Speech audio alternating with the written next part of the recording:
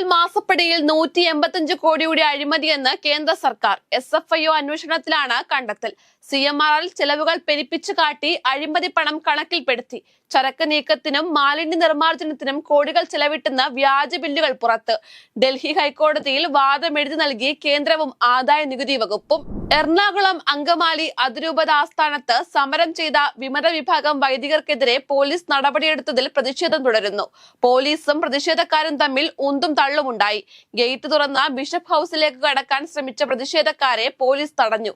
വൈദികരെ മുന്നിൽ നിർത്തിയാണ് പ്രതിഷേധം. വൈദികരെ കടത്തിവിടണമെന്നാവശ്യപ്പെട്ടാണ് വിശ്വാസികൾ പ്രതിഷേധമുയർത്തിയത്.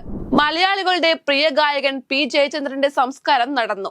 പറവൂർ ചേന്നമംഗലത്തെ പാളിയത്ത് തറവാട്ട് വീട്ടുവളപ്പിലാണ് സംസ്കാരം നടന്നത്. മകനും ബന്ധുക്കളുമാണ് ചിതയ്ക്ക് തീ കൊളുത്തിയത്. ഇന്നലെ പൂങ്കുന്നത്തെ വീട്ടിലും തുടർന്ന് സംഗീത നാടക അക്കാദമി തിയേറ്ററിലും പൊതുദർശനമുണ്ടായിരുന്നു. കലാ സാഹിത്യ സിനിമാ മേഖലയിലെ നിരവധി പ്രമുഖരാണ് അന്ത്യാഞ്ജലി അർപ്പിക്കാൻ എത്തിയത്. ബാലരാമപുരത്ത് സമാധിയായെന്ന് പറഞ്ഞ മകൻ സ്ലാബിട്ട് മൂടി. ചുമട്ടുതൊഴിലാളിയായ ഗോപനെയാണ് മകൻ സ്ലാബിട്ട് മൂടിയത്. സംഭവത്തിൽ ദുരൂഹതയുണ്ടെന്നാണ് പോലീസ് പറയുന്നത്. ഗോവന്റെ മൃതദേഹം പുറത്തെടുത്ത് പോസ്റ്റ്മോർട്ടം നടത്താനാണ് പോലീസിന്റെ തീരുമാനം. ബോബി ചെമ്മണ്ണൂരിന് പിന്നാലെ രാഹുൽ ഈശ്വറിനെതിരെയും നിയമ നടപടിക്കൊരുങ്ങി ഹണി റോസ്. രാഹുൽ ഈശ്വർ ചെയ്യുന്നത് ഓർഗനൈസ്ഡ് ക്രൈം ഓപ്പറേഷൻ എന്നും മാപ്പ് അർഹിക്കുന്നില്ല എന്നും ചൂണ്ടിക്കാട്ടിയാണ് ഹണി റോസ് നിയമ നടപടിക്ക് ഒരുങ്ങുന്നത്. ഫേസ്ബുക്കിലൂടെയാണ് ഹണി റോസ് ഇക്കാര്യം അറിയിച്ചത്. എന്നാൽ താൻ ഒരാൾക്കെതിരെയും അസഭ്യമായ വാക്കുകൾ പറഞ്ഞിട്ടില്ലെന്നും അങ്ങനെ ഉണ്ടെങ്കിൽ തനിക്കെതിരെ വിചാരണ കൂടാതെ നടപടിയെടുക്കാനും രാഹുൽ വെല്ലുവിളിച്ചു. DCC ട്രഷറർ NM വിജയന്റെ മരണത്തിന് പിന്നാലെ ഉയർന്നുവന്ന സാമ്പത്തിക ക്രമക്കേടുമായി ബന്ധപ്പെട്ട് DCC പ്രസിഡന്റ് ND അപ്പച്ചനെതിരെയും ED അന്വേഷണം. അപ്പച്ചന്റെ സാമ്പത്തിക ഇടപാടുകൾ ED പരിശോധിക്കും. ഉടൻ കേസെടുത്തേക്കുമെന്നും സൂചനയുണ്ട്.